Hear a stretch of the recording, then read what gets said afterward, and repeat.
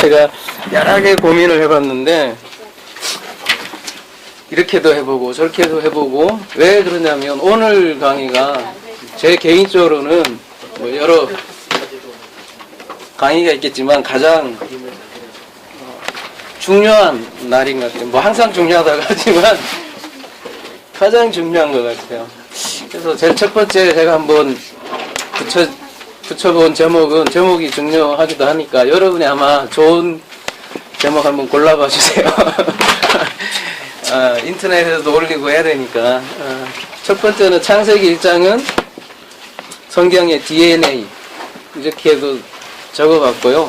혹은 성경의 설계도, 혹은 창세기 1장을 알면 계시록까지 보인다, 혹은 계시록까지 뚫린다, 혹은 창세기 1장을 알면 성경이 보인다, 뭐 이런 식으로. 주제는 뭔지 알겠죠? 그 중에 뭐가 좋을까요? 계시록까지 뚫린다. 괜찮아요. 계시록까지 뚫린다?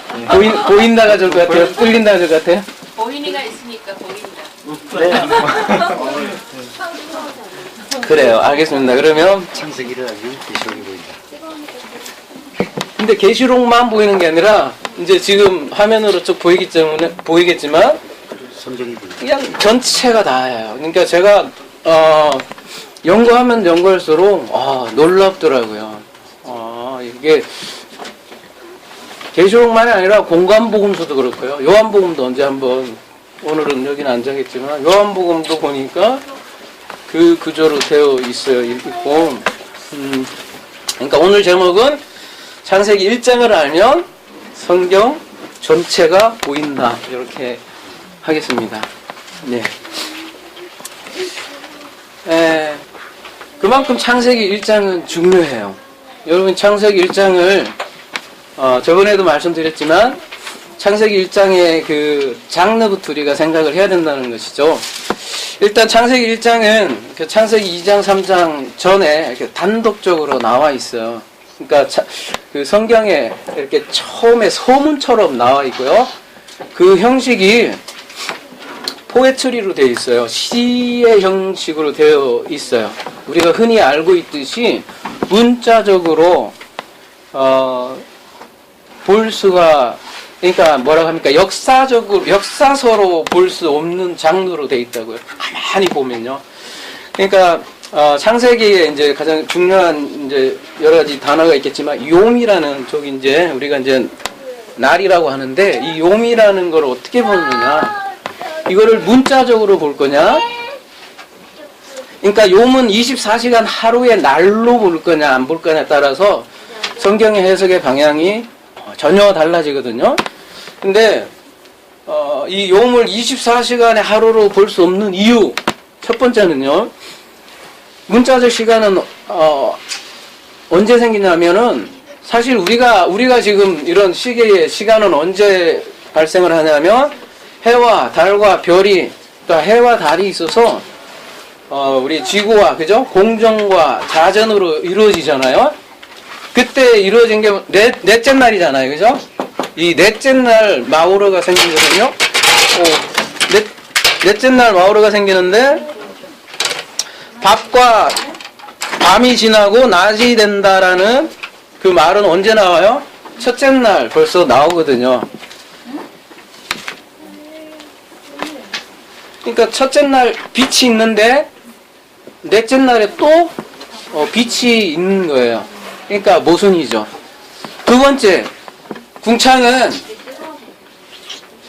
하늘을 뜻하는데요. 둘째 날에 보면 윗물과 아랫물을 가르는 게 궁창이에요.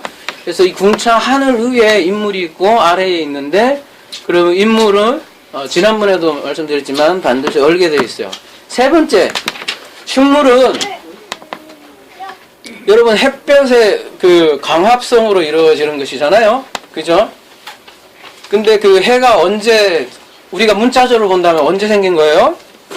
넷째 날 마우르의 안에 해달별이 있는 거죠.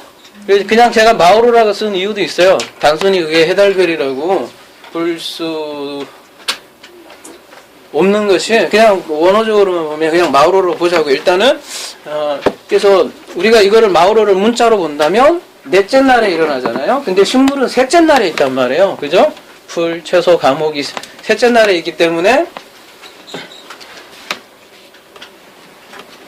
잘할 수 없죠. 그냥 일단 우리가 과학적으로 한번 생각해 보자고요. 그게 세 번째 이유고요. 넷째, 창세기 2장은요, 여러분, 창조 순서가 어떻게 되어 있어요? 여러분, 창세기 1장과 창세기 2장을 가만히, 연구해 보세요. 그러면 창조 순서가 달라요. 창세기 2장은 어떻게 순서가 되어 있어요?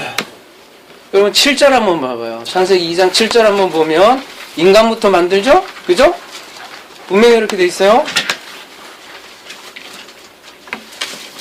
분명히 창세기 1장에 창조 얘기가 나오는데, 창세기 2장에 또다시 창조 이야기가 나온다고요. 여러분은 그런 궁금증이 갖고 있지 않나요? 그리고 창세기 2장에 갑자기 신명이 바뀌어요. 엘로힘에서 여호와 엘로힘으로 바뀐다고요. 그러면서 또다시 창조가 시작되는데 창세기 2장에는 첫 번째 인간이 7절에 만들어지고요. 그 다음에 9절에 뭐가 만들어지냐면 나무가 만들어져요. 그죠? 나무들. 그 다음에 19절 보시면 짐승을 만들죠. 그죠? 근데 아담부터 만들고 그 다음에 짐승들을 데리고 와요. 이런 식으로 되어 있거든요. 그러면은 1장과 지금 순서가 다르단 말이에요. 따라서 이 창세기 1장은 문자적으로 자연 현상을 이렇게 그대로 다룬다기보다는 주제 배열로 볼 수 있는 거예요. 주제를 특별한 어떤 형태로 배열했다고 보면 될 것 같아요. 이것은 뭐 제 얘기가 아니라 어거스틴 때부터 벌써 그 주제 배열이라는 말이 나왔는데 어느 순간 창조과학이 이제 창궐하면서 다시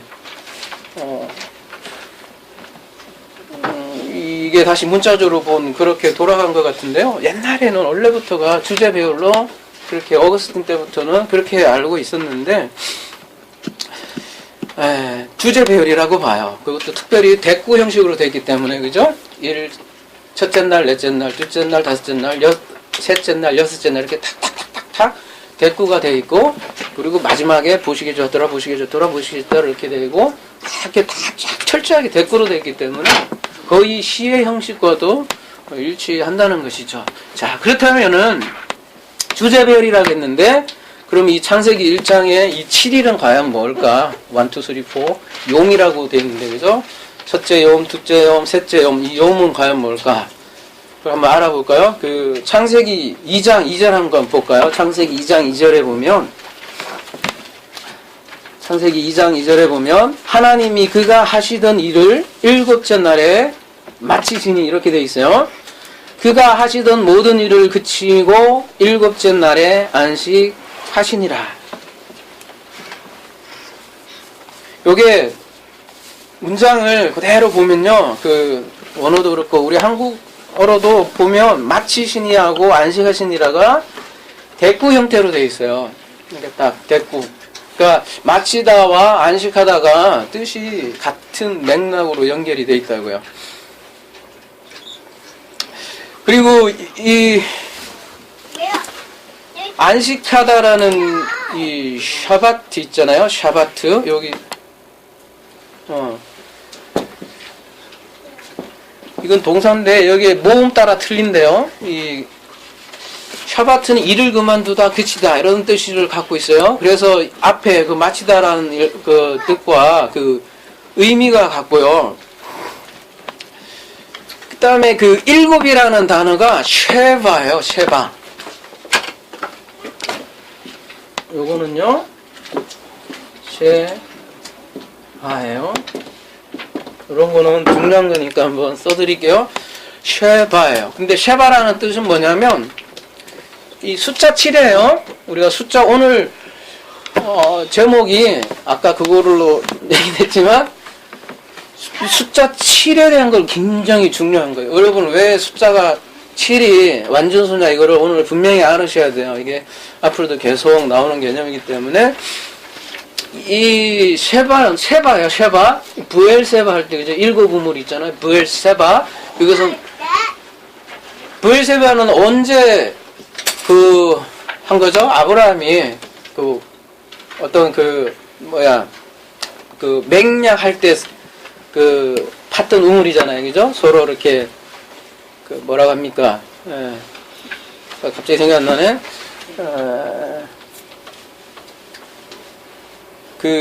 족장들 간에 어떤 언약, 맹세할 때 팠던 우물이지 않습니까? 그때 쉐바가 맹약하다라는 뜻이거든요.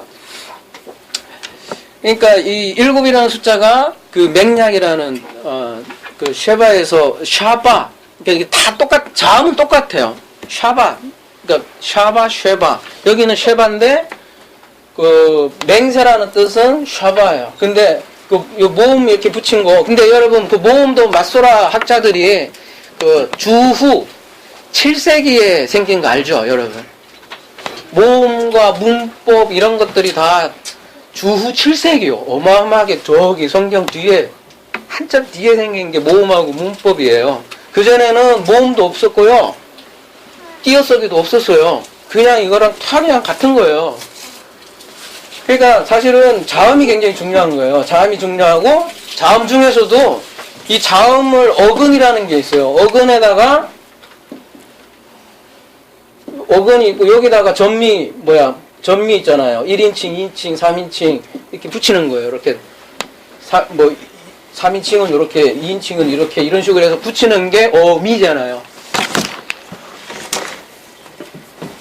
그렇게 해서 문법이라는 거 생기는데 7세기 이전에는 그런 거조차도 발달되지 않았고 그러니까 우리가 원래 가지고 있던 그런 걸 본다면 자음 그것 중에서도 어근이 중요한 거예요. 그래서 우리가 슈퍼바이블이나 이렇게 볼 때 주로 어근을 그냥 다루잖아요. 우리가 어미 이런 거 다 복잡하니까 다 빼고 어근을 주로 얘기를 하잖아요. 그죠? 그런 이유가 있어요. 그런 이유도 여러분이 좀 알았으면 좋겠어요. 그래서 이 샤바에서 유래됐는데요. 그죠? 이 숫자 7은요. 그러니까 7은 맹약이라는 뜻이에요. 그러니까 그리고 출애굽기 여러분 31장 15절에서 17절 한번 보시면요. 한번 볼까요? 출애굽기 31장 15절에서 17절 보면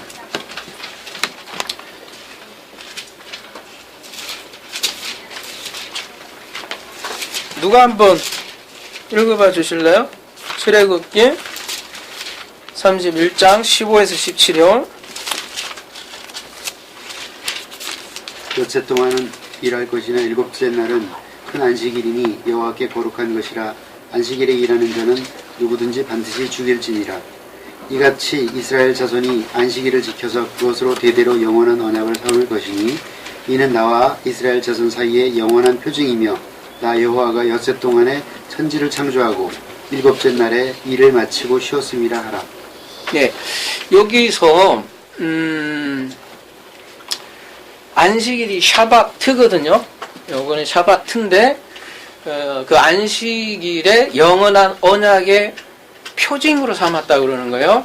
그러니까 안식일은 곧 언약과 관련이 되어 있고, 그죠? 언약은 다른 말로 맹세고요, 그죠? 그래서 7은 하나님과의 계약의 숫자예요. 다 같은 뜻이죠. 언약, 맹세, 계약. 7은 완전수라고 하는 게 달리 그래서 완전한 게 아니라 하나님과 약속, 하나님과 계약이기 때문에 이게 완전수인 거예요. 그 맹세라는 샤바, 아까 여기 있죠? 샤바. 요게 무슨 뜻이냐면요. 왜 맹세냐면요. 요게 7번 되풀이해서 선언하다라는 뜻이거든요. 그게 굉장히 중요해요. 그냥 맹세도 아니에요. 그 사전 들어가 보세요. 그 나중에 그 프로그램 이런 데 가서 보면 그렇게 정확히 그렇게 돼 있어요. 7번 되풀이해서 선언하다라는 뜻이 샤바예요. 샤바. 그래서 7은 창세기 1장을 정확하게 얘기해 주는 거죠. 이 샤바는. 그러니까 창세기 1장은 이 욤은 단순히 날짜 개념이 아니라 7번 되풀이해서 선언하는 장면이 창세기 1장이라고요. 좋았더라, 좋았더라, 좋았더라, 좋았더라. 이게 아마루, 아마루, 아마루, 아마루 이렇게 하면서 계속 반복해서 얘기하는 게 단순히 우리가 생각하는 그 햇빛이 해서 좋았다, 좋았다. 아니, 그것도 다 신인 동형적인 표현이잖아요. 그죠? 하나님이 그러신 거 아니잖아요. 한번 딱 얘기하면 딱 생기는 게 하나님의 권능이죠. 사실은 막, 그러겠어요. 근데 이렇게 7일간 굳이 이렇게 표현을 한 것은 그만큼 요 상태로, 이제 더 살펴보겠지만, 인간의 구원을 위한 하나님의 맹세예요. 그리고 그 구원의 서정을 다루고 있어요. 정확하게. 그래서 요 역사로 이제 창세기 1장부터 계속 이제 흘러가요. 그래서 창세기 1장에 인류의 모든 역사가 담겨 있어요. 그래서 이 역사는 창세기 1장에 의해서 펼쳐져요. 여러분, 그걸 예정이라고 하는 거예요. 아, 요 놈은 죽일 놈, 요거는 나쁜 놈 해서 얘는 반드시 지옥 가게 할 거야. 이게 예정이 아니라고요. 요거를 예정하셨다고요. 그리고 모든 사람을 초대해요. 응? 얘는 천국, 얘는 지옥, 이게 아니고요. 이거를 딱 펼치겠다는 게 예정이라고요. 그래서 들어와 봤더니 내가 그 계획 안에 들어와 있구나. 아, 그걸 깨닫게 되구나. 오, 그 비밀이 크도다. 그렇게 고백하는 게 예정론이라고요. 자, 창세기 1장에 따라서 그래서 하나님의 역사는 6단계로 항상 전개돼요. 그래서 6단계로. 그래서 그리고 7번째는 완성된 모습이에요. 그 완성된 모습을 안식일이라고 하고 장막절이라고 하고 가나안 입성이 되겠고요. 마지막 성막으로 하면 지성소에 들어가는 거예요. 근데 언약에는 7번째가 없죠. 그죠? 왜냐? 예수께서 완성하셨기 때문이죠. 그 자체가 끝난 거고 우린 그냥 새 언약으로 여기에 굳이 표현하자면 새하늘과 새 땅인데, 그죠? 굳이 또 다른 언약을 할 이유가 없잖아요. 여기는 완성된 모습이라고요. 그리스도가 되는. 네? 그리스도가 되는. 아, 그 표현도 참 괜찮네요. 그죠? 그렇게 하면 되겠네. 그러니까 이런 언약, 여기는 언약인데 이게 실체니까, 그죠? 그리스도라고 하면 되겠네요. 아유, 아주 감사합니다. 그죠? 예수 그리스도. 그렇게 하시면 되겠네요. 이런 창조적인 얘기하시면 참 좋을 것 같습니다. 그렇습니다. 우리가 아까 아침에도 그랬듯이 예수는 그리스도다라는 의미가 많은 함의를 갖고 있고, 사실 우리 BMW의 주제가 그거잖아요. 성경에 그 엑시스가 예수는 그리스도다라는 게 우리 BMW의 주제잖아요. 그죠? 그 엑시스를 찾아가는 거고, 그 지금 우리가 5번째 시간이잖아요. 그 5번째 살, 그죠? 바퀴가 있는데 지금 5번째 살을 지금 우리가 지금 나누고 있는 거예요. 그죠? 이 엑시스는 예수는 그리스도다. 요거를 향해서 다 달려가는데, 그러니까 뭐예요? 창세기 1장도 결국 우리가 주제가 그러면 뭐예요? 예수는 그리스도다라는 거를 우리가 여러분에게 같이 함께 나누는 거고요. 과연 그러한가 살펴보는 것이고, 그리고 성경 전체는 예수는 그리스도다라는 걸 우리가 다시 한 번 더 확인할 수 있을 것입니다. 그러니까 이 창세기 1장을 어떻게 보냐에 따라서 성경 전체가 어떻게 보이느냐 완전히 달라지는 것이죠. 그래서 여러분 창세기 1장을 반드시 깨어야만 이 계시록이 보여요. 창세기 1장을 우리가 알지 못하면 계시록은 전혀 3000% 빠지게끔 돼 있어요. 계시록도 똑같다는 거예요. 네. 그래서 우리 창세기 1장을 잠깐 한번 요약을 한번 해봅시다.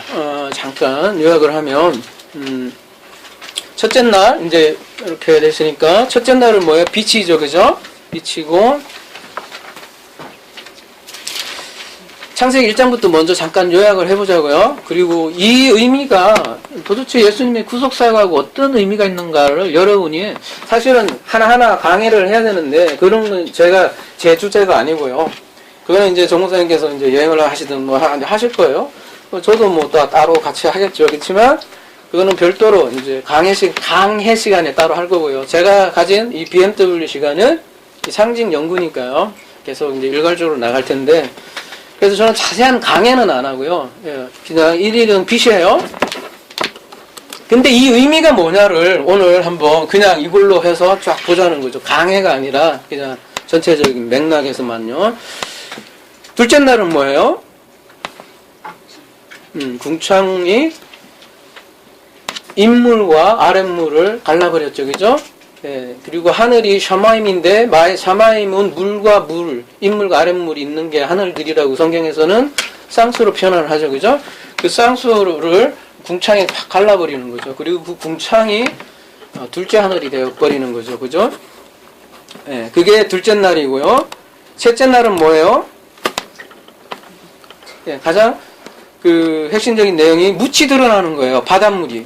아니, 그러니까 바닷물에서 바닷물이 아랫물이거든요. 그죠? 아랫물, 여기 궁창이 윗물과 아랫물을 나눠놨는데, 아랫물이 바다인데, 바다에서 묻이 드러나면서 그러니까 묻이 드러나요. 이 묻이 땅이라고 이제 칭하는데, 이 땅에서 이제 세 가지가 나오라고 이제 하나님께서 명령을 하세요. 그전에는 이제 하나님께서 그냥 나오라고 했으면 되는데, 이제는 땅의 사역이에요. 여기서는. 땅이 뭔가를 해야 돼요. 그전에는 하나님께서 명하시면 바로 생겼는데, 이때부터는 땅이 해야 될 게 뭐예요? 세 가지. 첫 번째는 풀. 두 번째는 채소. 마음이 굉장히 앞서네요. 오늘 내용이 많아서. 세 번째는 열매 맺는 과실나무인 거죠. 이 자세한 내용은 다음에 할게요. 오늘은 너무 좀 복잡한 내용인데요. 이것도 그냥 단순히 풀, 채소, 나무 얘기는 아니거든요. 아주 깊은 의미가 있는데 그거는 다음에 하기로 하고요. 일단은 한번 넘어갑시다. 4일째는 이제 우리가 흔히 알기로 해달별인데요. 그죠? 해달별로 이제 알고 있지만 원어에는 그냥 마오르라고 되어 있거든요. 그죠? 마오르. 요거는 좀 찾아봅시다. 간단하게 왜 봐야 될 것 같아요. 고린도후서 4장 6절에서 7절 한번 볼까요? 고린도후서 4장 6절에서 7절.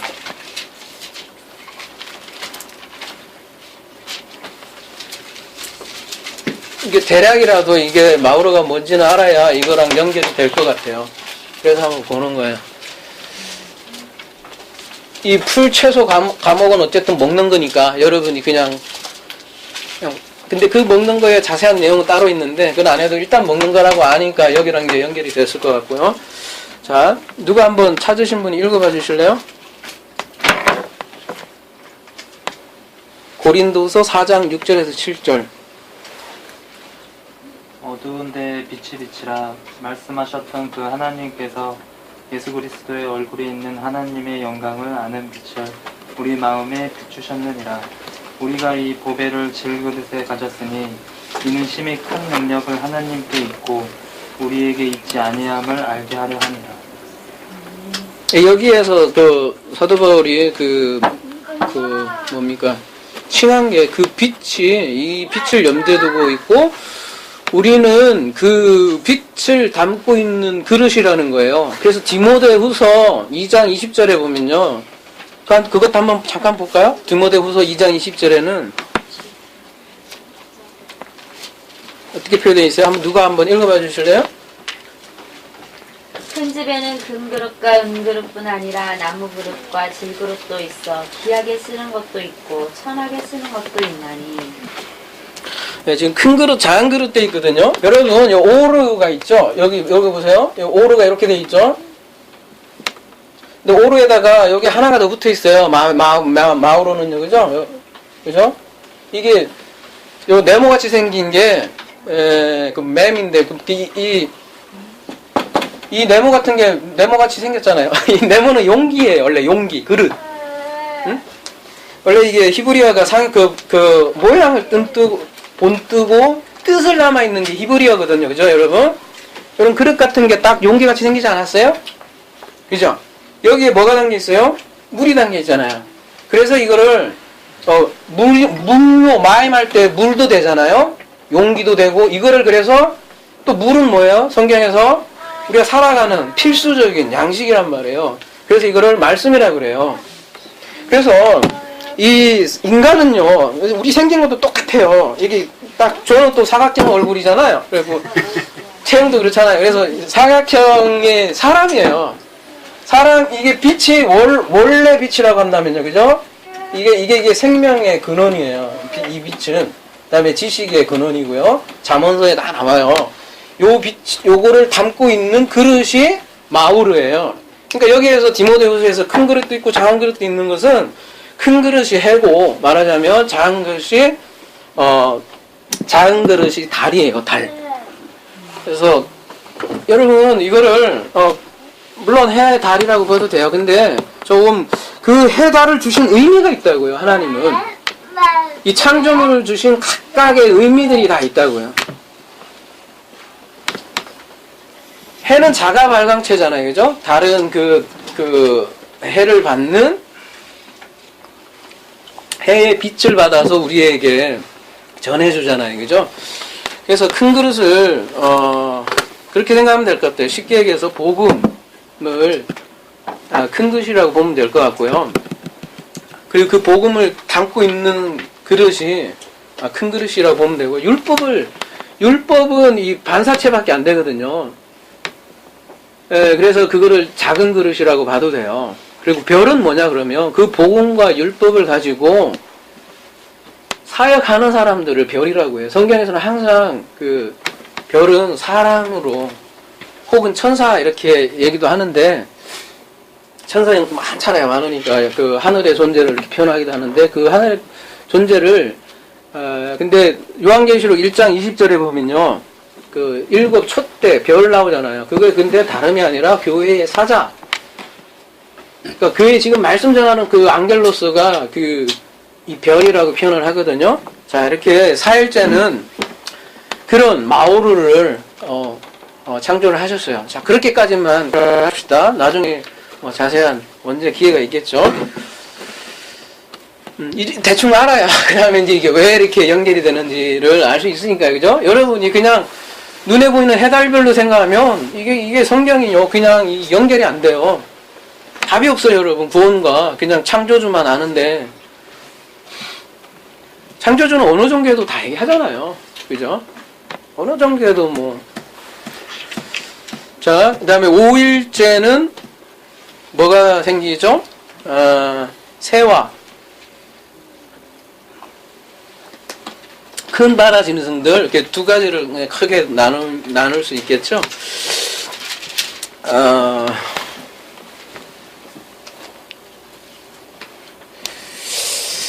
요거 간단하게만 한번 제가 그냥 간단히 언급만 하고 지나갈게요. 새는요, 대부분은요, 긍정적인 의미보다는 부정적인 의미가 많아요.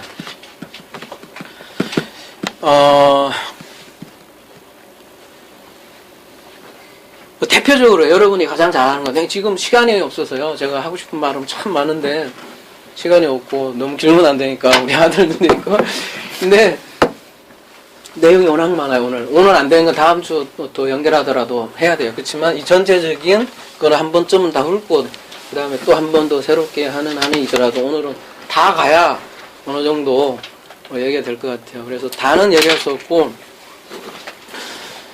여러분 그 마태복음 13장에 보면 그 하늘나라 비유 있잖아요. 근데 그 말씀 뿌리는 CBU가 따는 게 아니라 말씀을 뿌리는 비유잖아요. 근데 그 말씀을 빼앗아가는 존재가 있어요. 그거를 뭘로 표현을 해요? 예, 새로 표현을 해요. 그리고 새는 항상 보면 죽음이 있는 곳에 뭐가 모여요? 새가 모이고요.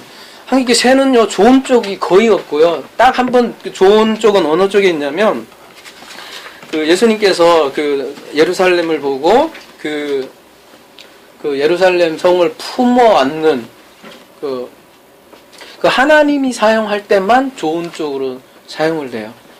그러니까 성전에 관련해서 쓰일 때, 그 암탉이 그 병아리들을 이렇게 품는, 그리고 창세기 1장 2절에 하나님의 영이 수면 위에 운행할 때 이거를 품는 그 라합 그 의미에서만 좋은 쪽이고, 대부분은 사단, 마귀 뭐 이런 식으로 대부분은 비유가 되죠. 새는요. 이 성막에 가면 좀 더 이게 좀 연결이 될 것 같은데 조금 이따 얘기하거나 그렇게만 하고요. 그 큰 바다 짐승들은 이제 많이 나눴죠. 탄닌이라고 해서 뱀, 그죠? 용, 리오야단, 예, 똑같은 단어예요. 그죠? 창세기 1장부터 벌써 용이 나와요. 우리 큰 바다 짐승이라고 이렇게 번역이 돼 있지만 큰 바다 짐승이 뭐겠어요? 옛날에 그냥 우리 문자적으로 본다면 정말 큰 바닷가네요. 큰 바다 짐승이 뭐예요? 우리가 그냥 흔히 얘기하는 큰 공룡 같은 막 진짜 큰 거 그런 건데 그 문자적인 거 그런 얘기하는 게 아니라 이것도 부정적으로 안 좋은 쪽으로 생각을 하는 거예요. 자, 그러면 가만히 생각해보면 5일째는 하나님께서는 뭐든지 보기 좋았다라고 하는데 지금 5일째 지금 새와 바다 짐승들은 대부분 네거티브한 메타포예요. 그래서 2일하고 5일은 여러분 연결되어 있다고 되어 있죠. 그죠? 항상 그랬잖아요. 그 1일하고 4일하고 연관이 되어 있고 2일하고 5일하고 연관이 되어 있는데 네거티브한 분위기예요. 궁창도 그렇고 그죠?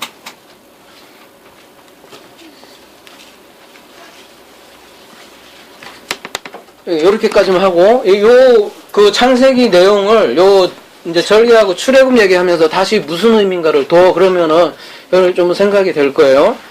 자, 이 말이 무슨 말인지 제가 마음만 급해서 참. 자, 6일째. 그러면 6일째는 짐승.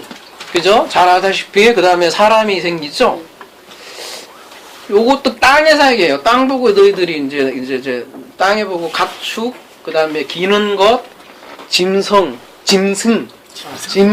아, 이 발음이 이렇게 나오라 그렇게 하잖아요. 이렇게. 그리고 이게 뭘 뜻할까요? 그리고 사람에게 양식은 채소, 나무. 지금 주죠, 그죠? 채소, 나무. 그리고 짐승이 먹는 양식은 뭐예요? 땅, 새, 기는 것은 풀이에요, 풀. 그래서 아까 3일째 풀, 그다음에 채소, 과목이 똑같이 여기 나오는데 여러분 그냥 아주 심플하게 말씀드릴게요. 나중에 자세하게 그 에비던스는 나중에요. 그 에비던스 하려면 끝도 없으니까 사람의 양식인 채소하고 나무는 영혼이에요. 영혼의 생명의 말씀을 얘기하는 거고요. 그러니까 채소가 혼이라면 과목은 영이에요. 그래서 채소가 지식이라면 과목은 의지예요. 예. 그리고 나중에 더 자세하게 말씀드리려고요. 그냥 영혼이 하여간에 사람의 양식은 영혼의 생명의 말씀을 먹으라고 하는 거고요. 풀은 뭐냐면 씨가 없는 거고요. 그래서 그냥 육의 양식을 먹는 거를 풀이라고 해요. 그래서 우리 비유적으로 똑같은 사람이 있는 게 아니에요, 여러분. 그 사람도 사람 나름이고요. 영혼의 양식을 먹는 사람 혹은 풀만 먹는 짐승 같은 사람이 있다고 성경에서는 끊임없이 비유를 해요. 자, 그 다음에 창세기 1장의 하이라이트 뭐예요? 남자와 여자를 특별히 이제 만드는데 자칼과 네케바죠, 그죠? 그냥 결론만 매기면 자칼은 그리스도예요, 여러분. 그냥 사람 아니에요. 그리스도와 네케바예요. 그래서 네케바는 씨 가진 여자예요. 그래서 그리스도 플러스 네케바는 혼인잔치예요. 혼인잔치. 그게 결론이에요. 6일에. 이게 이제 계시록 가면 그대로 나와요. 여러분 그대로 연결돼요, 여러분. 이 19장에 그대로 나오잖아요. 그래서 창세기 1장의 사람과 창세기 2장의 사람이 틀려요, 여러분. 창세기 1장은 그리스도고요. 창세기 2장은 그러니까 창세기 1장이 마지막 아담이고요. 창세기 2장이 첫 아담이에요. 예? 그러니까 창세기 1장이 성경의 결론이라고요. 근데 대부분 사람들이 근데 이거를 모르고 전통신학이나 대부분 사람들은 첫 사람하고 그러니까 1장의 사람하고 2장의 사람이 같다고 생각하는 거예요. 그러니까 창세기 1장하고 2장하고 내용도 안 맞잖아요, 여러분. 뭐 이렇게 막 창조 순서도 틀리고 근데 이걸 알면은 이게 당연한 거죠. 1장하고 1장은 결론이고 2장은 이제 시작하는 거고요. 이제 우리가 보이는 것에서. 그래서 1장의 남자는 자칼은요, 이게 틀려요. 이씨하고도 틀리고요. 그래서 그리스도예요.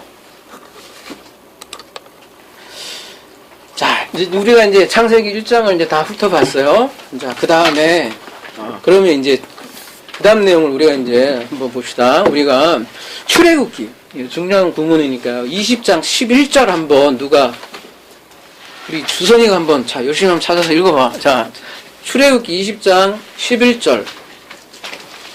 그리고 또 한 분은요, 신명기 5장 15절 한번. 이는 엿새 동안에 나 여호와가 하늘과 땅과 바다와 그 가운데 모든 것을 만들고 일곱째 날에 쉬었음이라. 그러므로 나 여호와가 안식일을 복되게 하여 그날을 거룩하게 하였느니라. 예, 또 한 분은 신명기 5장 15절. 너는 기억하라. 내가 애굽 땅에서 종이 되었더니 내 하나님 여호와가 강한 손과 편 팔로 거기서 너를 인도하여 내었나니 그러므로 내 하나님 여호와가 내게 명령하여 안식일을 지키라 하느니라. 예, 똑같이 안식일 규정인데요. 출애굽기와 신명기가 그 안식일을 지키는 이유가 달라요. 그죠? 여러분이 잘 알다시피 신명기는 그 모세가 두 번째 제2세대에게 그죠? 설교하는 거잖아요. 재설교를 해주는 거잖아요. 그 사람들이 이제 새로운 세대니까. 근데 출애굽기는 나오자마자 바로 설명한 거니까 그거는 뭘로 지금 왜 안식일을 지킨다고 되어 있어요? 창조, 그죠? 창조 때문에 이게 창조 때문에 안식일을 지킨다고 되어 있는데 신명기 가니까 뭐 때문에요? 출애굽 때문에 너희들 안식일을 지킨다 되어 있어요. 이 얘기는 무슨 얘기예요? 창조와 출애굽이 어떻게 된다는 거예요? 두 사건이 아주 밀접한 관계가 있다라는 것을 증명하는 거예요. 암시하고요. 그래서 그리고 이 출애굽 사건을요 그대로 절기로 만든 게 7대 절기예요. 그게 레위기 23장에 묘사가 되어 있어요. 그리고요 하나 더 창세기 4일째 보면요 창세기 1장 4일째 보면 그걸 뭐라고 되어 있냐면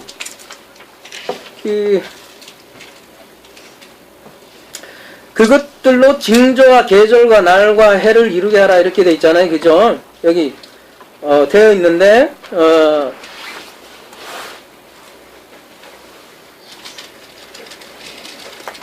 이걸 한번 언어로 볼게요. 제가 확실하게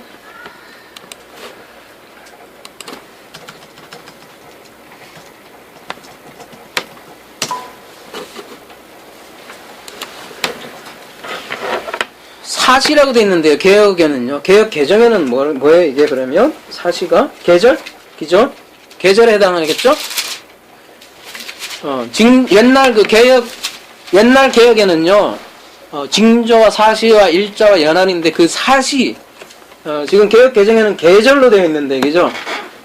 그 계절이 원어에는 그 모에드라고 해서 그 계절 그 단순한 계절이 얘기하는 게 아니라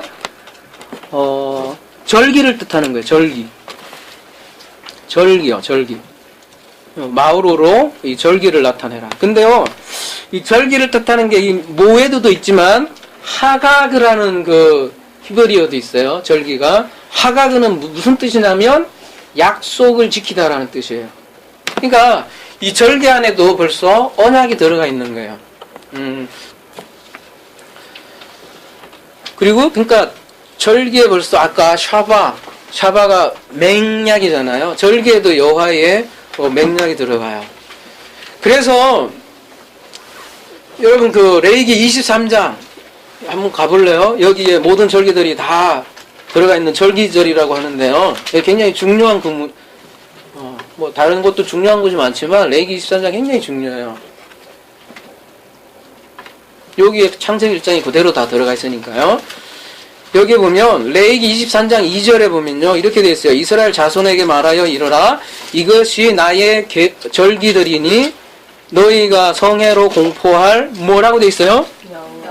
여호와의 절기라고 되어 있어요. 아니 이스라엘의 절기들도 아니고 여러분 여호와의 절기로 되어 있어요. 왜냐하면 그분의 맹세 쉐바가 들어가 있기 때문에 여호와의 절기라고 되어 있는 거예요. 그러니까 이 절기 안에 메시아의 죽음과 그러니까 삶과 죽음과 부활이 다 담겨 있는 거예요. 그러니까 쉽게 얘기해서 아주 간략하게 얘기해서 절기 안에 예수 그리스도가 다 들어가 있고요. 이렇게 이러한 창세기, 출애굽기, 이 레위기 절기들이 그 다음에 어디에 탑재되어 있냐면 성막이에요. 여기에 그대로 다 탑재가 되어 있어요. 그래서 우리가 출애굽 사건 한번 쭉 이렇게 훑어보면서 각각 어떻게 연결되는지 우리가 한번 오늘 알아보는 걸로 오늘 마무리하도록 하겠습니다. 자, 출애굽 뭐 여러분 너무 잘 알죠, 그죠? 출애굽 할 때 결정적인 계기가 뭐예요?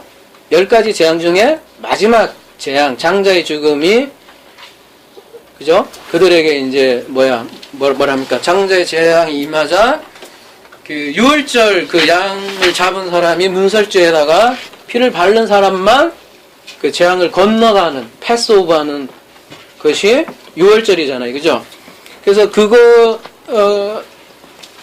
거부한 사람들은 다 죽음을 맞게 되는 거죠, 그죠?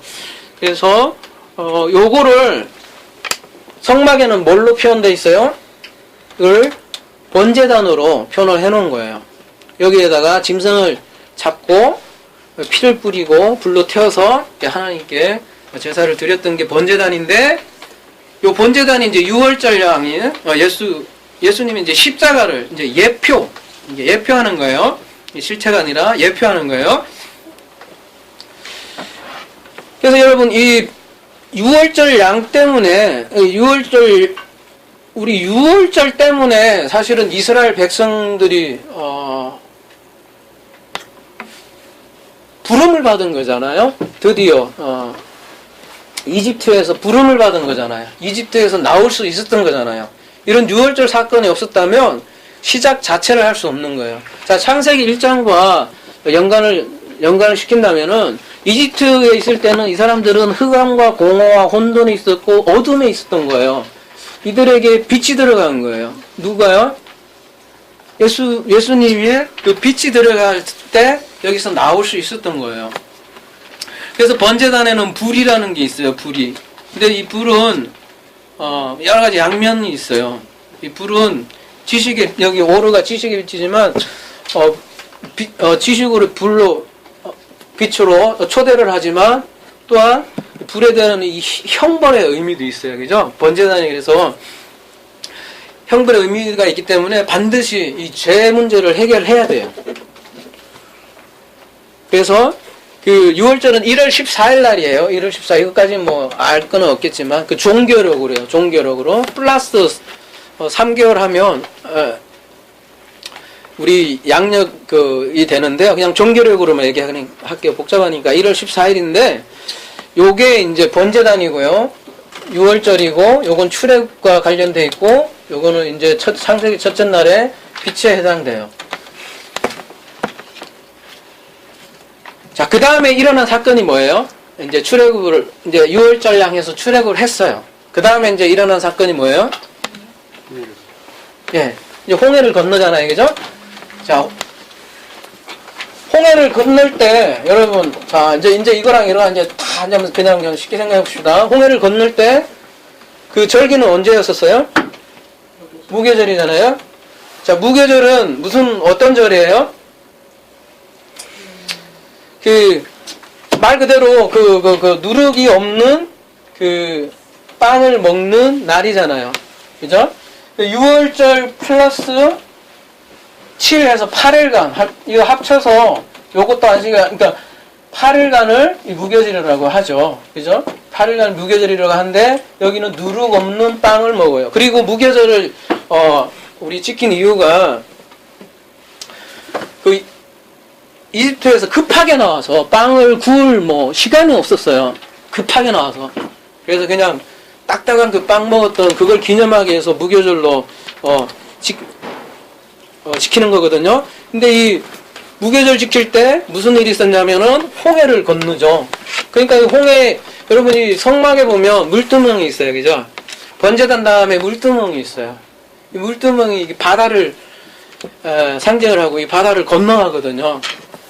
그걸 건너가야 광야로 들어가거든요. 그죠?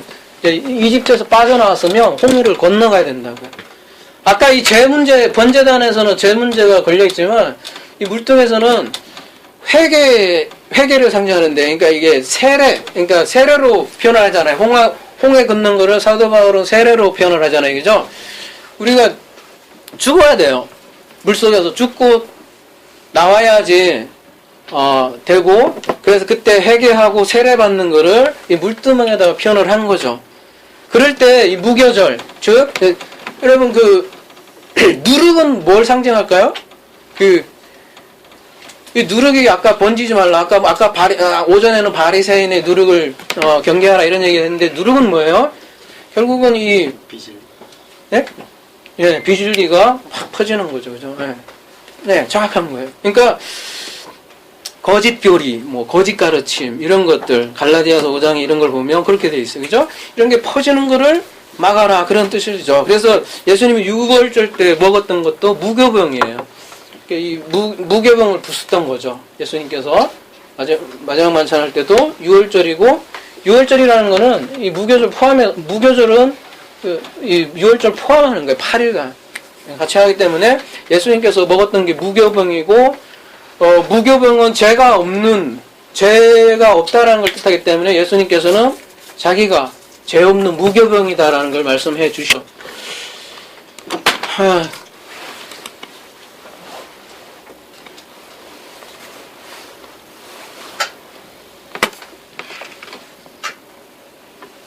그럼 요한계시록에 잠깐 연계를 해볼까요? 요한계시록 1장은 무슨 내용이에요? 교회를 부르시는 내용이잖아요. 그죠? 요한을 부르고, 그죠? 네, 그 다음에 2장, 3장에서는 뭐냐면, 교회에 대한 거짓 가르침, 그죠? 에 대한 경고가 많이 들어가 있잖아요. 물론, 잘했다 하는 교회가 2교회가 있었고, 그죠? 그 교회들은 누룩이 없었고, 나머지는 대부분은 초대교회인데도 벌써 누룩이 있었던 내용이 2장, 3장의 내용이 나오죠. 그죠? 그러니까 놀랍게도, 그리고 언약에도요, 이 노아는 이 물과 관계가 돼 있잖아요. 그죠? 응? 물로 이거 다 홍수 심판받잖아요. 우리가 이걸 굉장히 부정적으로 생각을 하지만, 거꾸로 긍정적으로 보자고요. 노아의 홍수 사건을.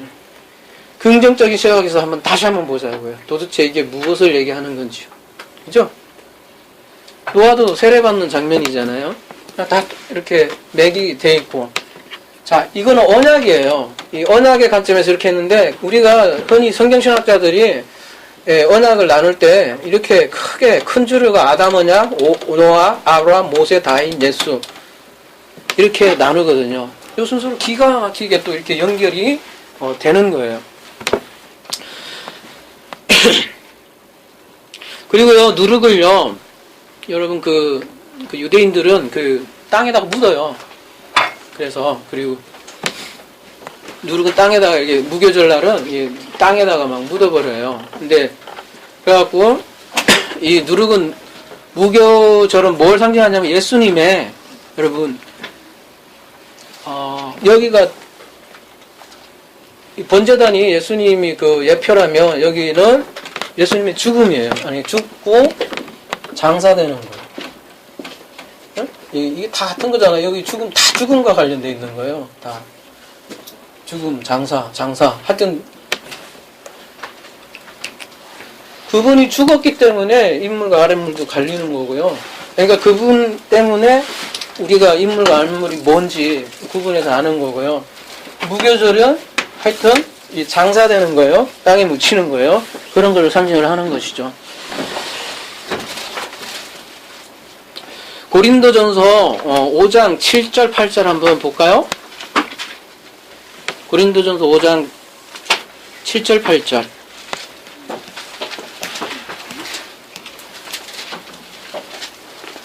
졸리신 분이 한번 읽어봐 주세요. 지금 시간이 좀 졸리는 시간이라. 너희는 누룩 없는 자인데 새 덩어리가 되기 위하여 묵은 누룩을 내버리라. 우리의 유월절 양 곧 그리스도께서 희생되셨느니라. 이러므로 우리의 명절을 지키되 묵은 누룩으로도 말고 악하고 악의에 찬 누룩으로도 말고 누룩이 없이 오직 순전함과 진실함으로 이 떡으로 하자. 네. 그래서 이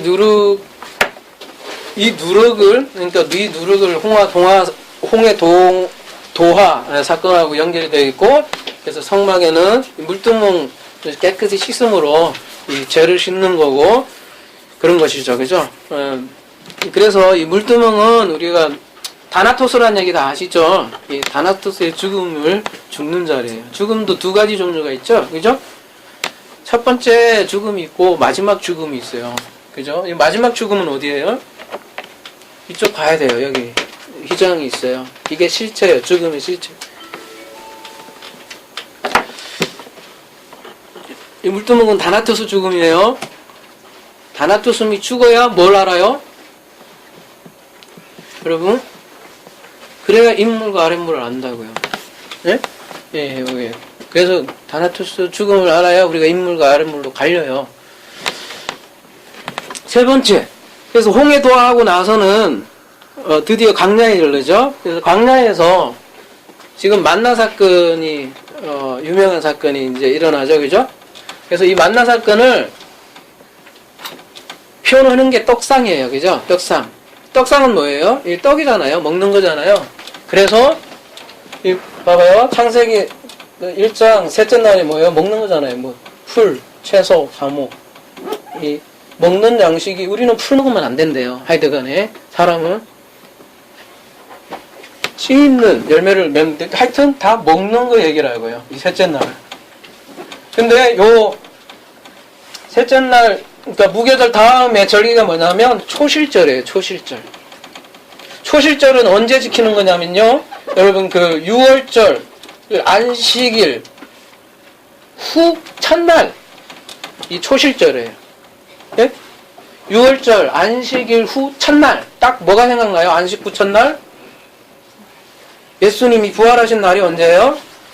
안식 후 첫날이잖아요. 그래서 초실절이 예수 그리스도의 부활을 보여주는 거죠. 원래는요, 초실절이 저기 첫 보리수학이에요. 보리수학. 그래서 첫째 거 다 드리고 그런 거거든요. 그래서 처다들은 제사장에게 드리고. 여러분, 우리가 왜 이렇게 복잡한 절기와 성막을 알아야 돼요, 이렇게 말씀하시는 분이 있는지 모르겠는데요.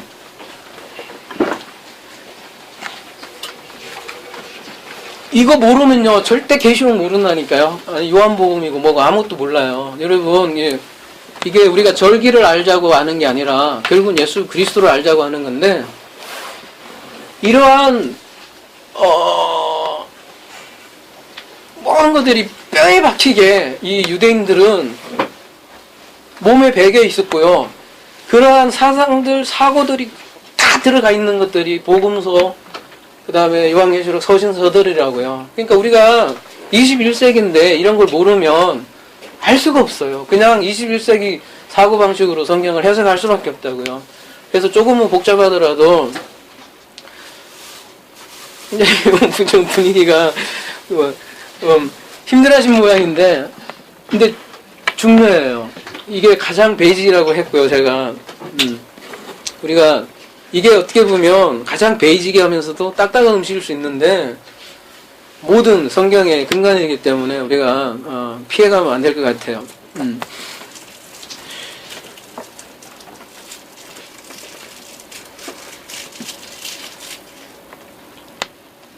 그래서 첫 열매는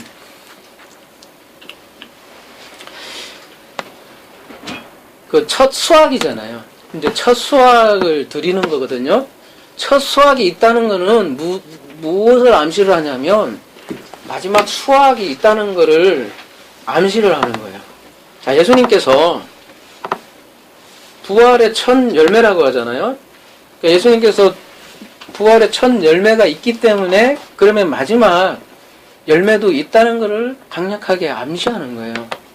그래서 굉장히 중요한 거예요. 그래서 그거를 근간으로 해서 사도 바울이 계속 얘기하는 거예요. 그리스도가 첫 열매다. 그러니까 너희들도 뭐라고 희망을 가져라. 막 부활이 없다고 그 당시에 그죠? 부활이 없다고 하는 사람들이 많았었다고요. 예수님이 안 오시는 것 같네. 막 그래갖고 아니다. 예수님이 첫 열매다. 너희들 기다려라. 그렇게 얘기한 게 고린도전서잖아요. 그래서 초실절은 이렇게 부활한 예수 그리스도를 상징을 하고요. 그거를 떡상으로 표현했고요. 자, 아브라함 언약하고도 관계되어 있는데, 아브라함은 어떻게 보면, 자, 묻이라는 것은 바다에서 드러나는 거잖아요. 그죠? 바다는 저희 지난주에 우리가 상징 메타포가 이방인이라고 그랬잖아요. 그죠? 사실은 아브라함이 이방 민족에서 어떻게 보면 믿음의 첫 조상된 게 아브라함이잖아요. 아브라함이 첫 언약에 있어서 어떻게 보면 첫 열매인 거죠. 그죠? 믿음의 조상 아니에요.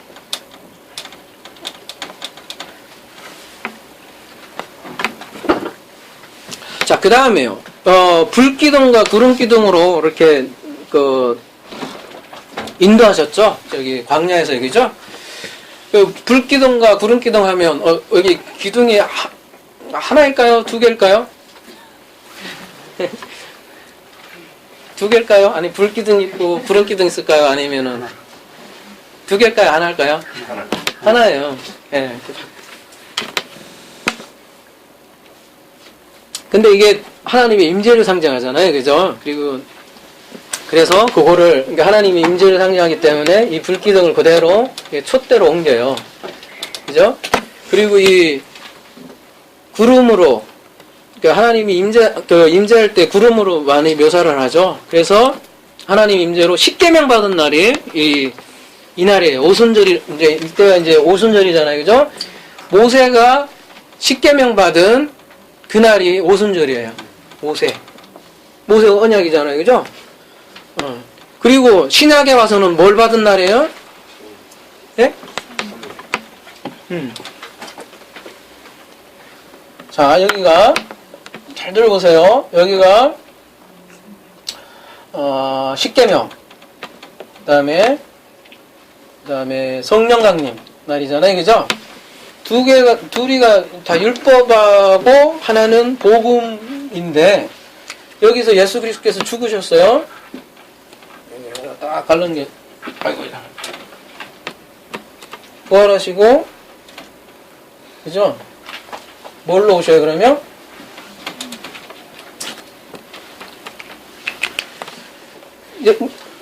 성령 강림이 그리스도의 성령이 강림하신 날이잖아요, 그죠? 예수 그리스도께서, 자, 창세기 1장부터 3절은 예수님의 사역이에요. 그 다음에 4장부터 5장 6절은 그리스도의 사역인데요. 그리스도 홀로 사역이 아니라 우리와 함께하는 사역이에요. 이제 그렇게 이해하시면 될 것 같아요.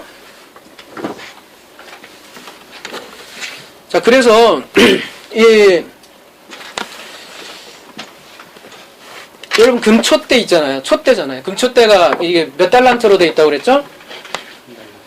한 달란트를 두들겨서 통으로 이렇게 만든다고요. 그래서 성경에서 한 달란트는 굉장히 중요한 개념을 갖고 있죠.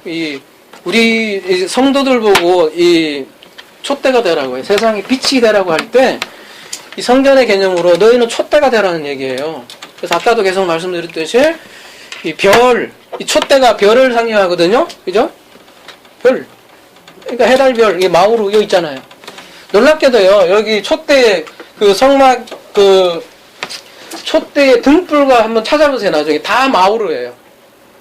그 촛대 등불에 해당하는 그 히브리어 원어가 다 마우르예요. 마우르. 그러니까 요 마우르가 요 마우르예요. 네. 똑같아요.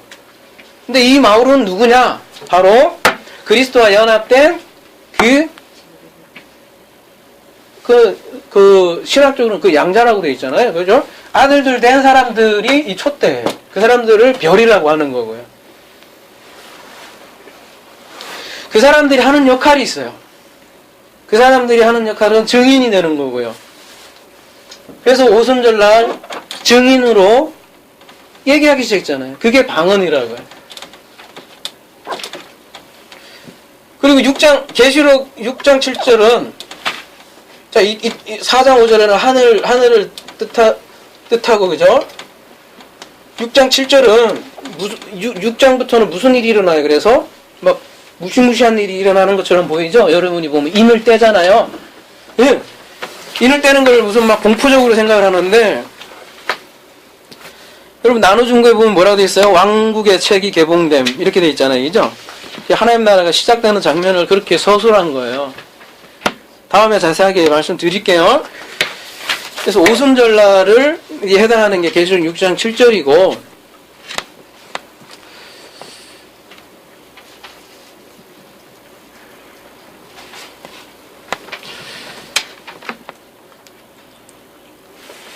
또 하나 사건이 있죠. 그 다음에 출애굽에서 또 하나 이제 치열한 전쟁이 있었어요. 전쟁이 있었는데 대표적으로 아말렉 전투도 있고요. 여러분 아말렉 전투 때 좀 인상적인 장면이 있죠. 어떤 장면이 있죠? 모세가 팔을 들면 전쟁이 이기고 내리면 지고 이런 장면도 있잖아요. 그죠? 그리고 사실은 출애굽하면 좀 해피엔딩이 돼야 되는데 끊임없이 사실은 전쟁을 하게 되잖아요. 자, 생각을 해보세요. 우리가 오순절이 와요. 우리가 우리가 신앙생활 한번 생각해 보자고요. 우리가 여기가 이제 하나님 나라가 시작됐다며요. 그죠? 우리가 믿음의 생활이 시작됐어요. 그러면 해피엔딩 해야 될 거 아니에요. 근데 그런가요? 이 끊임없이 사실은 전쟁이 있는 거예요. 여러분 그 분향단이라는 거는 어떤 거예요? 가시나무에 금을 입혀서 이렇게 만든 거거든요. 동방박사 3명이 가져온 예물이 뭐죠? 황금, 유향, 몰약이잖아요. 그죠? 이 황금은 이렇게 가시나무 덮인 기구를 상징하고, 유향과 몰약이 어디에 들어가는가 하면 바로 이 분향단에 들어가는 거거든요. 이 분향단에 해당하는 게 여러분 언약으로 얘기하면 다윗 언약인데요. 예수님을 신약에서는 제2의 다윗, 제2의 모세 이렇게 계속 얘기를 하거든요. 여러분 분향단이 지성소에 가장 가까워요. 그리고 이거는 왕에게만 선물하는 게 유향, 몰약, 금이에요. 그래서 이 분향단을 왕으로 표현을 해요. 그다음에 여기는 선지자, 여기는 제사장, 이렇게 이거는 시간상 왕, 제사장, 선지자 이렇게 세 가지를 이렇게 성소에는 다 있거든요. 근데 그러니까 분향단이 가장 앞에 있어요. 근데 분향단이니까 이제 모세가 손을 올리면 이기고 내리면 지는데 전쟁하고 밀접한 관계가 있다는 거예요. 그죠? 그래서 전쟁의 무기가 뭐냐면 바로 기도라는 거예요. 기도. 분향단은 기도를 뜻하잖아요. 그죠? 근데 성경에서 기도를 제일 많이 한 사람이 누구예요? 다윗이에요. 다윗이 뭘로 증명이 돼요? 시편요. 이 그러니까 전쟁 딱 보죠. 다윗 보세요. 전쟁의 사람이죠. 기도의 사람이죠. 그러니까 그래서 보세요. 요한계시록 8장에서 14장까지는 무슨 내용이에요? 전부 다 전쟁 얘기예요. 한번 보세요. 전부 다 전쟁 얘기예요. 그리고요, 14만 4천 되게 좋아하는데요, 여러분. 신천지, 여기 딱 대놓고 얘기해요. 우리 신천지 아니에요. 신천지 14만 4천 되게 좋아하는데, 14만 4천이 다른 게 아니라 순교예요, 순교자. 여러분, 웃겨요, 진짜. 7장에 14만 4천이 있고, 14장에 14만 4천이 있어요. 근데 7장에는 살아있다가요, 잘 보세요. 14장 가면 하늘 1에 있다고 표현이 있어요. 죽은 거예요, 여러분. 열심히 전쟁하다가 순교당하는 모습을 그린 게 14만 4천이라고요. 그러니까 뭐 자기네들 와서 14만 4천 만들다? 그냥 다 죽으라고. 아니 그 내용이라고요. 죽는 내용이에요, 여러분. 그 뭐 죽는 게 좋으시면 하긴 뭐 하나님 나가니까 좋은 거죠. 근데 우리가 흔히 아는 그런 게 아니라고요. 이렇게 딱 살아갖고 이렇게 딱 그런 14만 하는 게 아니고요. 전쟁 메타포예요. 여기는 분향단은요. 근데 그 전쟁을 이기려면 기도가 지성소에 가장 가깝다고요. 근데 기도가 뭐냐? 여기 이제 잘 알죠, 여러분은? 생략하겠습니다. 우리 흔히 하는 그런 기도 아닙니다. 그리고 이것을 그 절기해 놓은 게 나팔절이에요, 그죠? 나팔절 때 뭘 했냐면 다 모여서 말씀 들었어요. 예. 그리고 굉장히 기쁘고, 예. 기도가 뭔지 또 시편 시편 141편 2절하고요. 로마서 8장 34절 나중에 한번 찾아보세요. 넘어가겠습니다. 거기에 기도가 아주 잘 표현이 되어 있어요. 그리고 이 분향단이 기도와 관련이 있다는 것을 시편 141편 2절에서 잘 표현을 하고 있어요.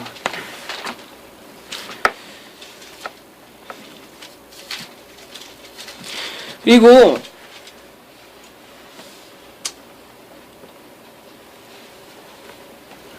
그 다음 사건이 뭐죠, 이제? 출애굽하고 이제 마지막 요단강 건너가는 사건이 있죠, 그죠? 그러니까 요단강을 건너가고, 드디어 가나안 땅에 입성해서, 그 다음에 또 맞닥뜨린 곳이 뭐예요? 여리고성이라고요. 이건 반드시 무너져야 할 성이에요. 그래서 이스라엘은 여기 이스라엘을 뺑뺑뺑뺑 돌아왔죠, 그죠? 잘 생각해보세요. 요단강 건너는 것도 그렇고요. 여리고성 건너야 되는 것도 그렇고요. 이거는 사람의 방법으로는 답이 안 나오는 거예요. 그죠? 근데 반드시 넘어야 될 성이에요. 그래서 거기 제가 나눠준 곳에 그런 게 있나 모르겠는데 신학적으로는 이 무트예요. 무트.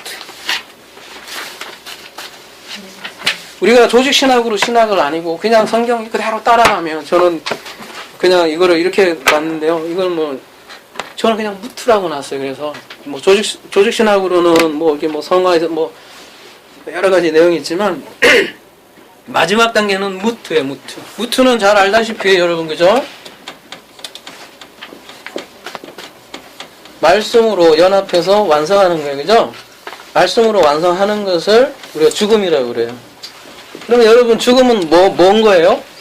결국은 말씀으로 연합해서 완성해요. 그러면 죽음은 뭐예요? 결국은 생명이에요. 죽음 좋은 거예요. 예? 우리는 이혼론이 없어요. 아예. 그러니까 선과 악이 없어요. 그거를 선과 악이 없다고 하는 거지. 얘네들은 나쁜 짓 하고 싶어서 그런 얘기 하나 봐. 자꾸 그런 얘기 하는 것 같아요. 우리도 착한데. 선과 악이 없다는 게 바로 이런 거예요. 생명 죽음 없어요. 빛과 어둠 없다고요. 이건 어둠으로 얘기하고 이런 건데, 어둠이 없으면 빛이 존재합니까? 그래서 하는 거죠. 이런 걸 보고 선과 악이 없다고 하는 거지. 그래서 여러분 저 요단강도 그렇고 여리고성도 그렇고 이거는 인간의 방법으로는 답이 안 나온 거예요. 그래서 그거를 자기 부인이라고 설명할 수 있고요. 자기가 부인 되어야만 넘어갈 수 있는 그런 것이에요. 그거를 휘장으로 표현을 해놨어요. 성막에서는요. 그죠? 휘장이 찢어져야만이 지성소에 들어가요. 드디어. 근데 그 휘장 찢어지는 그 장면을 어디에 표현되어 있어요?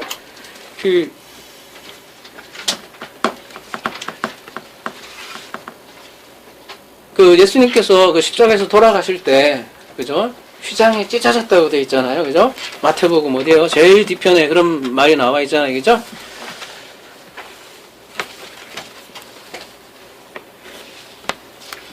어디 있더라? 마태복음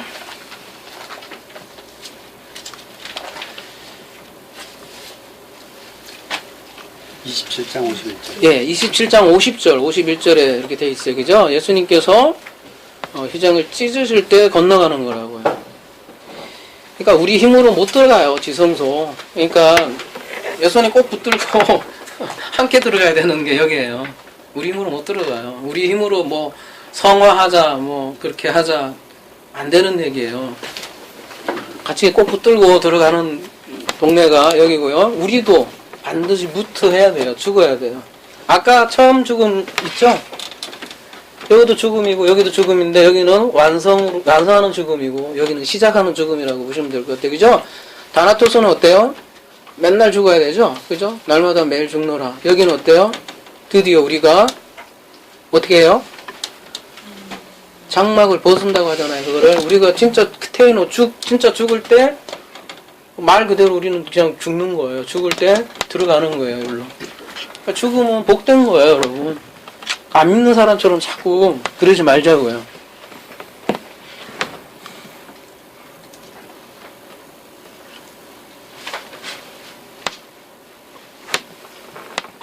절기로 표현을 하면 이때가 대속죄일이에요. 7월 1일부터 한 10일간 이제 회개 기간을 갖는데요. 그죠? 그러니까 속죄일이 굉장히 큰 날이죠. 그래서 이스라엘 전쟁 옛날에 속죄일 때 나갔고, 그죠? 이스라엘 한번 큰, 뭐라고 합니까? 아주 크게 당황한 적이 있죠. 이 속죄일에는, 예, 1년에 한 번, 그 지성소에 대제사장만 들어가요. 그리고 자기를 위해서는 숫송아지 피를 그 법궤에다가 뿌리고요. 법궤 절대 만지면 안 돼요. 그리고 백성들을 위해서는 그 염소로 두 염소로 이렇게 하는데요. 제비뽑기예요. 하나는 여호와를 위하여, 하나는 아사셀을 위하여. 이 두 가지 염소를 해서 그 여호와를 위하여라고 된 그 염소에게도 이렇게 그 매달아줘요. 띠를. 걔는 어디에 그 피로 뿌려지냐면 지성소로요. 지성소가 근데 서쪽에 있어요. 그리고 아사셀을 위하여라는 염소는 어디요? 동쪽에 광야로 에레모스로 저 끝에서 떨어뜨려서 죽여요. 그거를 동쪽에 이게 광야로 보내요. 그래서 절벽에서 그 시종이 떨어져 죽인다고요. 그래서 시편에 103편 12절에 보면요. 이거 그냥 여러분 졸리하시니까 하나 볼까요? 이제 다 끝납니다. 시편 103편 12절.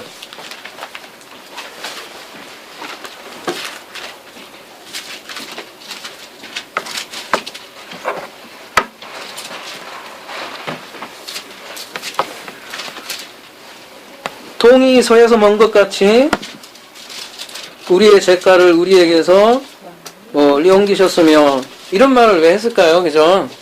그러니까 염소가 한 염소는 서쪽, 한 염소는 동쪽으로 끝까지 가서 동이, 그러니까 이 유대인들은 이 성전, 성소 이런 개념들, 희생제사 이런 개념들이 탁 머리에 그냥 뼛속 깊숙까지 박혀 있는 거예요. 그래서 이런 표현 속에서도 벌써 이렇게 나오는 거죠. 그러니까 하필이면 남북도 아니고요, 그죠? 동서로 이렇게 돼 있잖아요. 그래서 서쪽은 지성소가 있는 곳이고 동쪽은 광야가 있는 곳이에요. 그래서 이런 표현을 썼어요. 자, 근데 우리는 이거 되게 복잡하잖아, 이런 절차. 지금까지 절기 굉장히 많이 얘기했잖아요, 그죠? 근데 우리 프로시쿠마에는 요 정도는 달달달 애웠으면 좋겠어요, 저는. 이게 율법이 아니라요.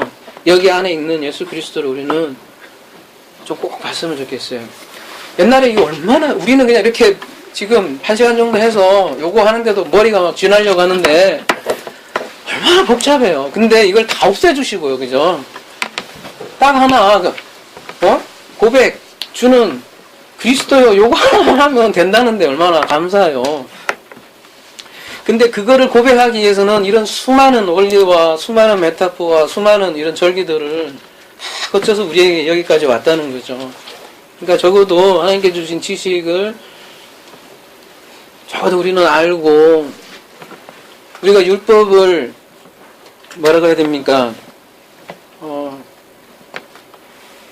그거를 지키진 않지만 그 용기에 담아있는, 그죠? 알맹이, 그 의미는 가져가야 될 거 아니냐, 그죠? 그리고 그게 우리께 돼야 되고요. 이러한 하나하나의 가정 갈 때, 교회만 오면 구원받는다, 그죠? 문통만 밟으면 칭의 된다, 이러면. 여러분, 이 칭의라는 말은요, 거의 뭐, 이 성막의 개념을 봐서는 거의 있지도 않아요, 여러분. 너무 얄팍한 구원론에 빠져 있다고요.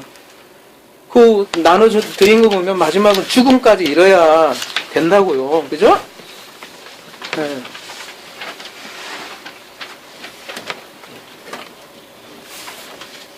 마지막이요. 드디어 가나안 땅에 이제 입성을 하죠. 그죠? 드디어 가나안 땅에 입성을 하고, 이 장면은 뭘까요? 여기 여리고성이 무너지는 장면이 여기 요한계시록에 보면 17장, 18장에 있죠? 그죠? 17장, 18장에 여리고성이 무너지는 장면이 있다면 19장은 혼인잔치 얘기가 나와요. 그죠? 그죠? 맞나요? 19장은 혼인잔치 얘기가 나와요. 그리고 17, 18장은 성이 무너지는 장면이 나오고요. 쭉 창세기로 다시 가보자고요. 우리 한번 창세기에 보면 마지막에 아까 제가 말씀드렸듯이 성이 무너지고요. 그죠? 짐승이잖아요. 짐승하고 바다 짐승이 무너지고, 마지막은 자칼 레케바 혼인잔치 있다고 그랬잖아요. 창세기 마지막은 혼인잔치 얘기라고 했잖아요. 그게 요한계시록에 그대로 나오고, 그죠? 그 다음에 다윗의 전쟁 메타포, 그죠? 항상 그 전쟁 메타포가 여기 있고, 요거는 창세기 5장에 새 바다 짐승이, 전쟁이 다른 뭐 육체적인 전쟁이 아니라 바로 바다 짐승, 뭐 적그리스도, 그죠? 새는요, 성막의 구조로 보면 새가 여기 창세기 1장에 어디에 나른다고 돼 있어요? 하늘, 땅 위 하늘에 나른다고 돼 있어요. 그 얘기는 무슨 얘기냐면 첫째 하늘이거든요. 여러분 그중에 이제 계속 우리가 메타포 배우니까, 비엔트를 배우니까 하늘에 세 가지가 있다고 했잖아요. 첫째 하늘, 둘째 하늘, 셋째 하늘, 그죠? 기억나요? 네. 아, 이거 계속 반복해야겠네, 이거. 첫째 하늘은 뜰이라고 그랬잖아요. 둘째 하늘은 성소, 지성소 이렇게 됐잖아요. 이런 개념을 잘 알아야지 성경이 쉬워요, 나중에. 자, 뜰이에요. 뜰이 첫째 하늘이라고요. 그 하늘에 날아다니는 새가 지금 창세기 얘기하는 5장이에요. 그 새가, 이게 새 바다 짐승 풀, 이게 다 누구 얘기라고요? 짐승 얘기가 아니라 사람 다 가르쳐주는 용어라고요. 그러니까 창세기 1장 5일에 나오는 새는 다름이 아니라 뜰에 돌아다니는 사람을 얘기하는 거예요. 누굴까 그러면? 레인밖에 없어요. 레인이 성전 봉사하는 그 레인을 새라고 하는 거예요. 성경에서는. 바다 짐승은 말할 것도 없고 이방인이고요. 그 사람, 그러니까 요한계시록에 보면은 그래서 그 13장에서는 이제 짐승장, 유명한 짐승장이 나오잖아요. 그래서 이방인 짐승하고 싸우고, 땅의 짐승은 어디에? 그래서 그 레인, 아까 얘기했던 뭐 바리새인, 서기관, 유대주의자들. 그 싸움을 우리도 지금 계속 해야 된다는 거죠. 그런 싸움을 다 했을 때 우리 주어지는 게 뭐냐? 여기요. 마지막 들어오는 여기 성전으로 얘기하면 이제 여기 지성소 들어온 거고, 이제 여기서는 완성이잖아요. 법궤에 들어가고 가나안에 들어가고 장막절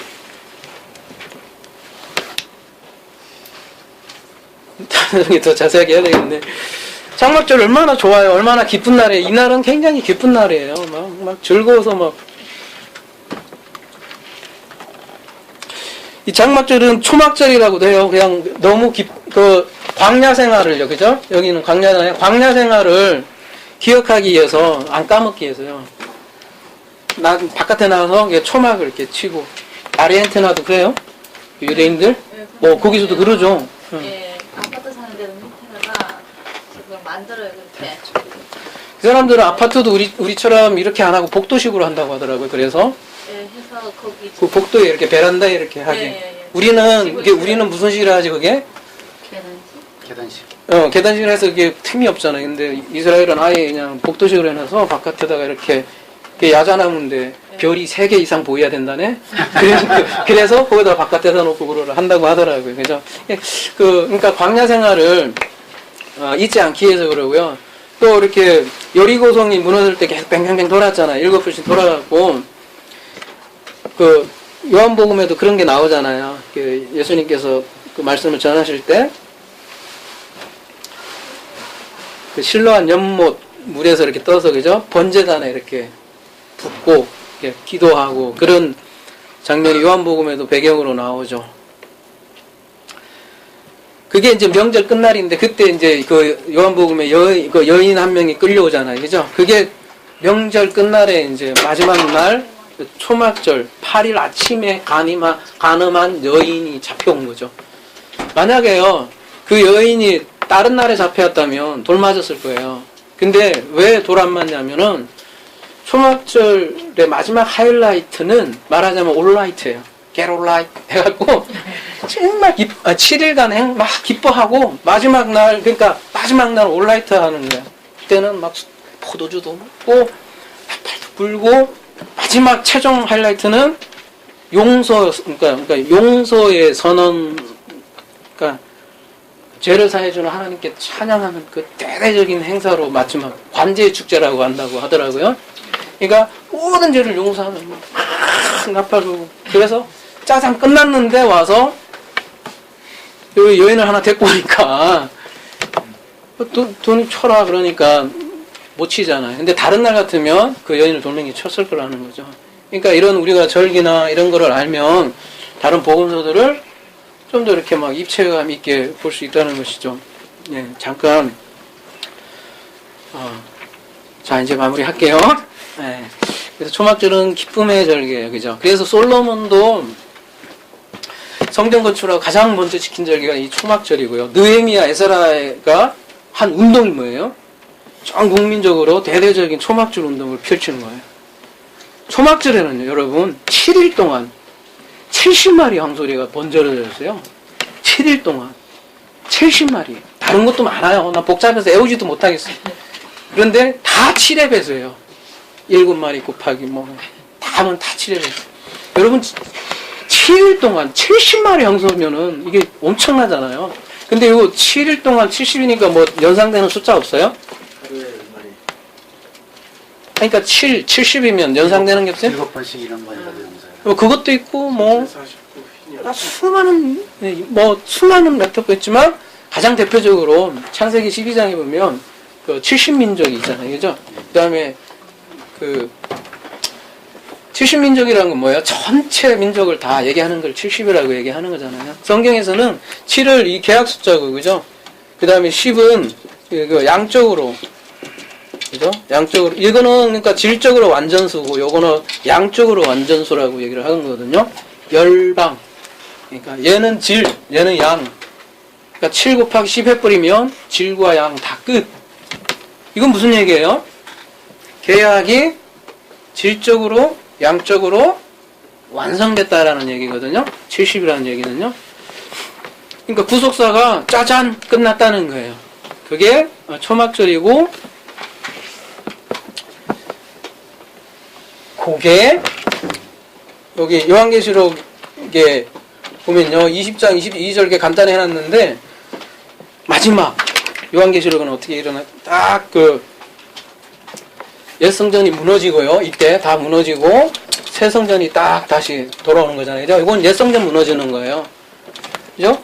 예수 무너지고 찢어지고 표현이 그런가요?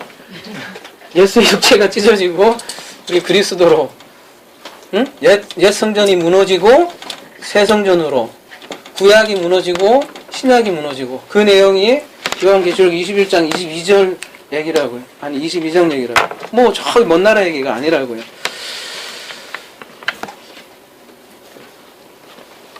자 여기까지 하고요. 왜 이런 복잡한 얘기를 하느냐. 다시 한 번 더 말씀드리면 이 성경은 이 창세기 1장부터 쫙 펼쳐 가더라는 얘기예요. 너희가 겨자씨 하나만 있어도 이 산을 바다로 던진다고 그랬는데, 그때 산은 옛성전이거든요. 옛성전을 바다에다 던진다는 얘기거든요. 근데 이 겨자씨에 해당하는 그 씨가 과연 뭐냐 할 때, 이런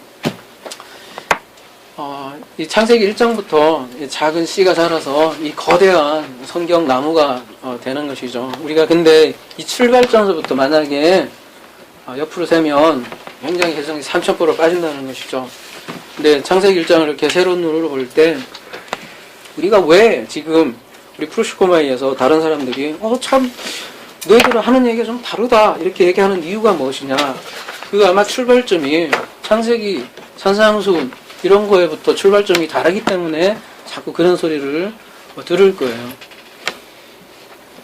근데 예수님께서도 산상수훈 말씀하셨을 때 대부분이 제자들이 그런 반응을 했어요. 아멘 할렐루야 믿습니다. 이게 아니라, 왜 당신이 말씀하는 거는 서기관과 제자들하고 얘기하는 게 틀려, 왜 그따위야, 그렇게 얘기한 게 제자들이라고요. 왜 그런 생각을 했겠어요? 탈났기 때문이죠. 그래서 우리도 어떻게 보면 이렇게 보는 것이 그리 많지 않아요. 그래서 생소할 수도 있지만 저는 아무리 자꾸 봐도 창세기 1장을 자꾸 들이파면 팔수록 성경 전체가 연결되어 있다는 것을 확신을 하고요. 그리고 오늘 7 숫자, 그래서 우리가 왜 그렇게 완전수 완숫자 하는지를 다시 한 번 더 이해할 수, 저 개인적으로도 연구하면서 이해할 수 있고요.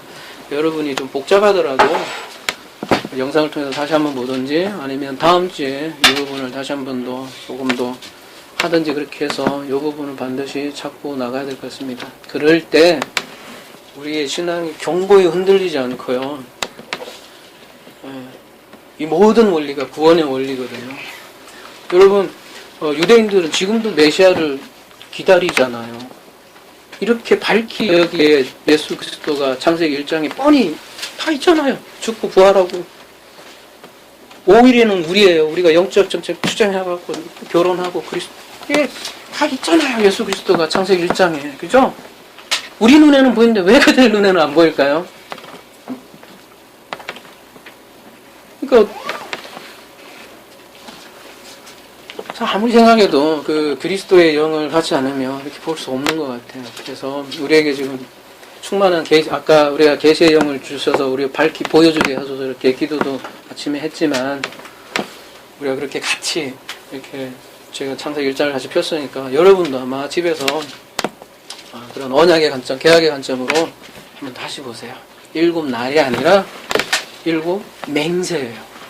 그것도요, 하나님 자신이 자신의 휘장을 찢어가면서, 자기 몸을 찢어가면서 완성하는 7번이나 하나님이 직접 맹세한 무트의 그 맹세가 창세기 1장이라고요.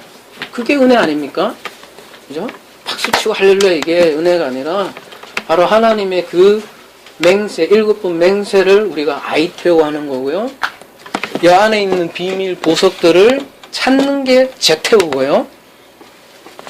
그런 사람들을 두드리는 자라고 하고, 그런 사람들에게 우리의 눈을 열어주는 거예요.